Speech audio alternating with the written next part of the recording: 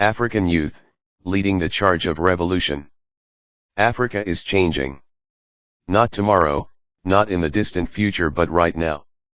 And at the heart of this transformation is not the old guard, not the aging politicians, not the tired elites, it's the youth. Nearly 70% of Africa's population is under the age of 30.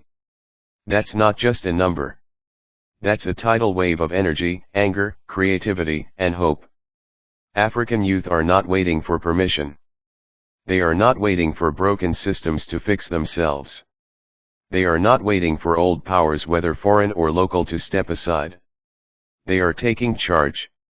They are carrying the banner of revolution across the continent. From the streets of Burkina Faso to the music studios of Senegal, from the digital hubs of Kenya to the protest squares of Sudan, this generation is writing a new story. A story of resistance, a story of reclamation, and above all a story of rebirth. So let's dive into the movement shaking Africa to its core, the youth-led revolution that is changing everything. To understand why this revolution matters, we have to understand the weight young Africans carry on their shoulders. For centuries, Africa was carved up, exploited, and drained by outsiders. Colonization didn't just steal land, it stole futures. Then came independence in the mid-20th century, a moment of hope. But what followed was often betrayal. Corrupt elites rose to power. Foreign corporations still controlled resources. Western powers and new global players continued to manipulate governments through debt, trade deals, and military influence. For many Africans, independence felt incomplete. The chains were invisible, but they were still there. And for decades, young people were told, be patient, wait your turn, the system will eventually work for you. But here's the reality, the system never worked for them. Unemployment stayed high. Education was underfunded. Entire economies remained dependent on exporting raw materials while importing finished goods. And corruption swallowed opportunities whole. That's why today's African youth are different. They've seen enough lies. They've inherited broken promises. And they are saying, enough is enough. Revolution doesn't start in silence. It starts with sparks. And in Africa, those sparks are everywhere. In Burkina Faso, young soldiers and students alike rallied behind Captain Ibrahim Traoré, rejecting French domination and demanding true sovereignty. They didn't want to be pawns in someone else's game, they wanted to take ownership of their nation's future. In Senegal, youth flooded the streets against corruption and injustice, fueled by music, poetry, and the rallying cry of dignity. Hip-hop became more than music, it became a weapon of truth. In Sudan, it was the youth women at the front lines who toppled a dictator after 30 years in power. They braved bullets, batons, and internet blackouts. They faced down an entire military machine armed with nothing but chance, courage, and cell phones.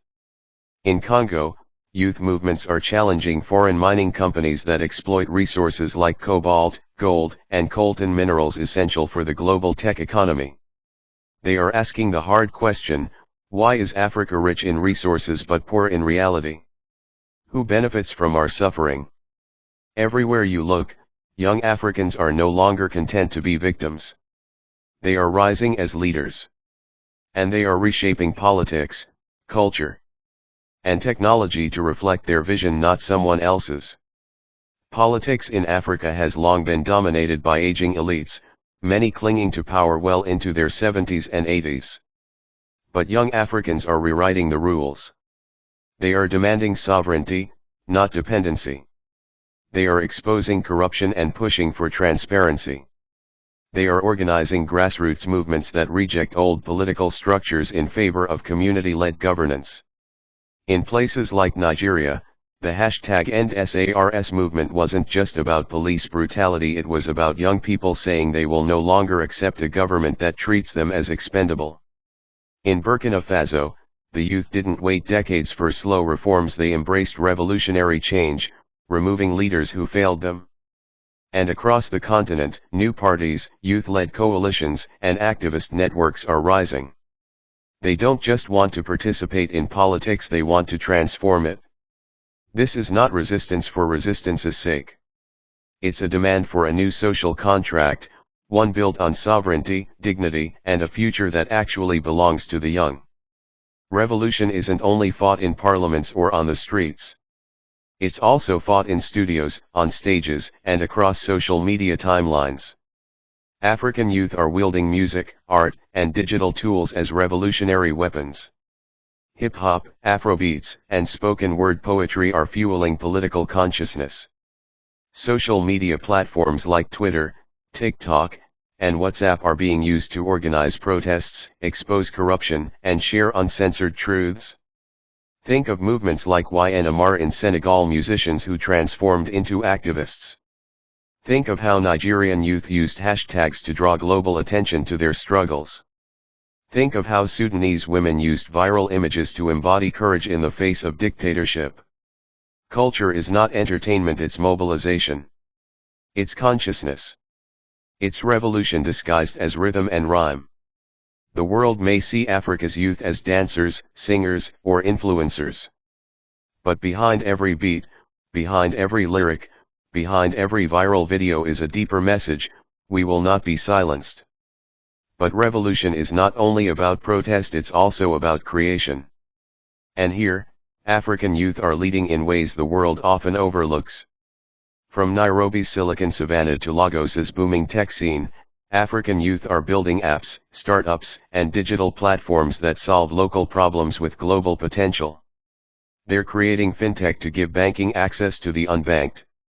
They're building renewable energy solutions for communities left in the dark. They're coding, designing, and innovating in ways that don't just copy the West but invent for Africa's unique realities.